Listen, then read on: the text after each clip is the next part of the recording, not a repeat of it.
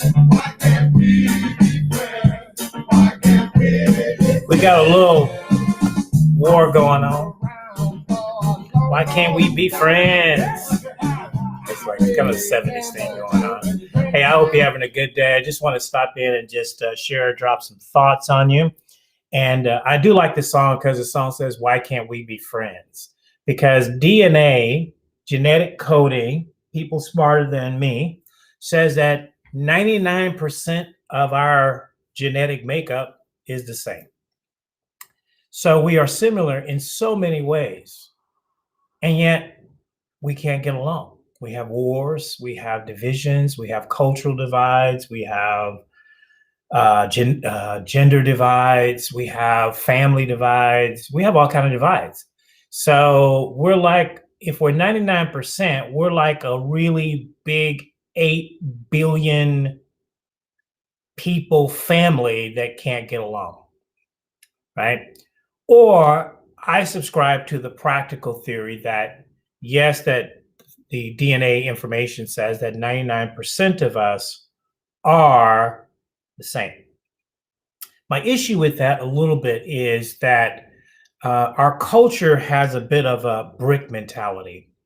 And what I mean by that is a brick, when you put them in buildings, pretty much have to look all the same in order for the building to be what we call flush, right? There's a term in construction, want to have it flush, which means I want to have it smooth. So all the bricks have to be essentially the same.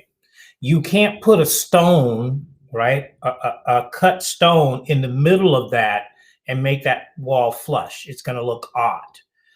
So our culture, it's easier to make everybody a brick than to let them be a stone, because a stone is a little harder to design and make flush. You know, if you have a stone fireplace, maybe you make, if some of you've got one, versus a brick fireplace. The brick looks cleaner, smoother. The stone's got a little bit of rough because no two stones are alike. And so it's easy for the government, it's easy for culture, it's easy for marketing, for business to make you a brick, to make all of you want to drive the same kind of car, eat the same kind of food, because if that is the case, then I can sell you more of my product because we're all the same. But I don't believe that we're all the same. I think that 1% that separates us is huge. It's not just, oh, 99% of us are the same, but that 1% separates. Well, that 1% is enough to make your fingerprints distinctive from anybody else's fingerprints.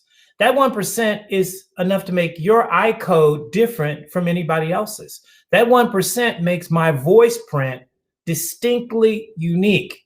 That 1%.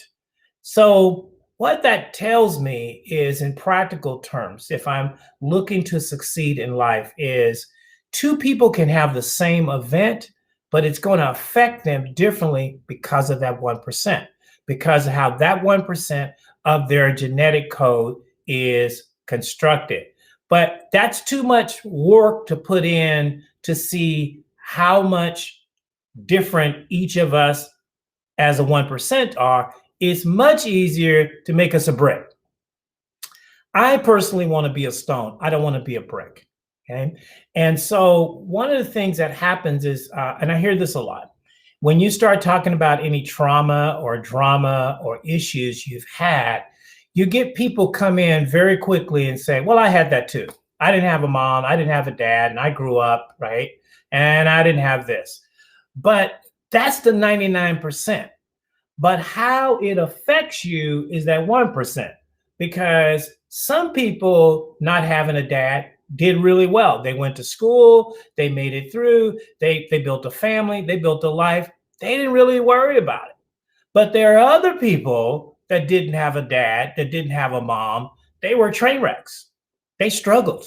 So just that 1% difference made a difference in their whole emotional makeup, their thinking, their decision-making process. So my point is that you are distinctively unique, even if it's by that 1%, because that 1% is huge in terms of making decisions, choices, two people going down the same road, but that 1% will cause one person to go left, the other one will cause them to go right. That 1% may cause one person to be a great guitar and piano player, and the other one to be a great comedian. It's the 1%. So my point is, I take issue when culture tries to just group everybody. Okay, not all Black people are alike. Okay, not you can't take one Black person and speak for all other Black people, no more than I can take one white person's thought and speak for all white people, or take an Asian's thought and speak for all Asians. Right? You just can't do that, because we're distinctively different. And then what politics tries to do is group us, right? That everybody is mad at the government, everybody is hating on their brother, their sister, or everybody that is a brown skin is struggling. That's not true, right? There's some people that 1% has done a huge difference. And so my charge and challenge to you today is to let your 1% shine, because it is really what makes you different. You might be the same melatonin skin count as somebody. You may be the same height as another person. You may have the same financial situation as somebody else. You may have the same car, the same house, the same job, the same smartphone. But I'm going to tell you that the 1% makes you different. The 1% is what made Elon Musk. Otherwise, he'd be just like the rest of us, right? Okay, so something was different, that he used his 1% differently. So my question to you is, how are you using your 1%?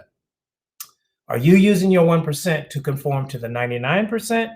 Or are you using your 1% to use it to make yourself distinctive and unique? You have a gift that's based on that 1%. You got a talent that's based on that 1%. Many of you have done creative and great things, but other of you have been put in the ditch because somebody told you you weren't different.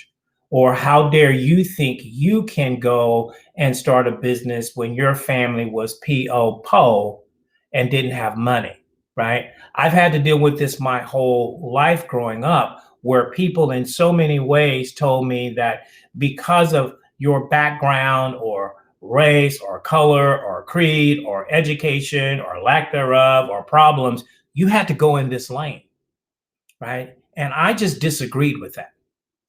I disagreed with somebody telling me what lane I would live in. I would not be doing what I'm doing today and making these videos and the shows and the books and the companies and the leadership roles and the impact if I had let people tell me, you got to go in that lane.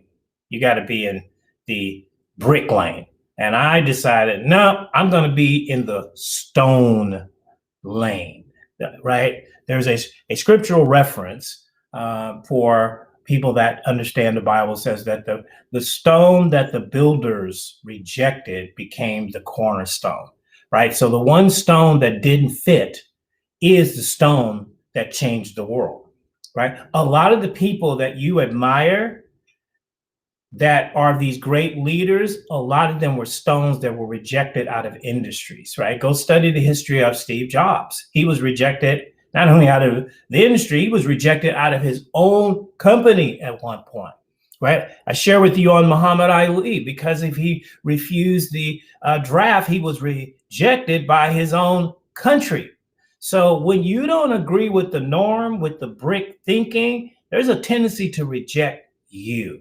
You want to have interracial relationships, marriages, and family, you might be rejected because they get uncomfortable, right? The other thing about culture, and the reason why people love the brick mentality versus the stone mentality, the 99% versus that 1%, is because if I'm dealing with the 99%, I'm comfortable, right? If I know all people act alike, right? As Dave Chappelle say, I like chicken, and they know I like chicken because of my makeup, right? People are comfortable with that. It's funny, but they're comfortable with that.